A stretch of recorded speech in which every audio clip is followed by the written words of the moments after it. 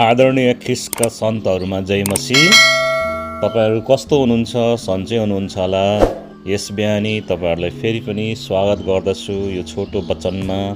अनि तपाईँहरूलाई म एउटा उत्साह पनि दिन चाहन्छु, किनभने हामीले प्रभु येशू ख्रिस्टलाई पाएर पनि कतै केही नभएको जस्तो अथवा एक्लोपन जस्तो अथवा निराशामा त हुनुहुन्न।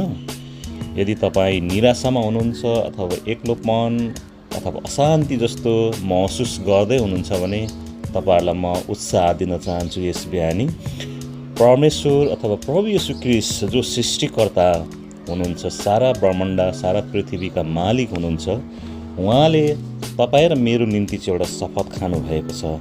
त्यो चाहिँ के हो भन्दाखेरि मत्ती 28:20 यसो भन्नुहुन्छ, हेर म युगको अन्त्यसम्म सधैँ तिमीहरूको साथमा छु।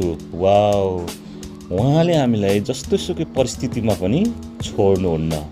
उहाँले चाहिँ एउटा प्रतिज्ञा गर्नुभएको छ, हामीहरूको माझमा चाहिँ उहाँ सधैँ रहनुहुन्छ, युगको अन्तसम्म रहनुहुन्छ। तसर्थ कुनै कुराहरू तपाईँको जीवनमा पुरा भएको छैन अथवा ढिलो भइरहेको छ भने तपाईँहरू निराशा नहुनुहोस्।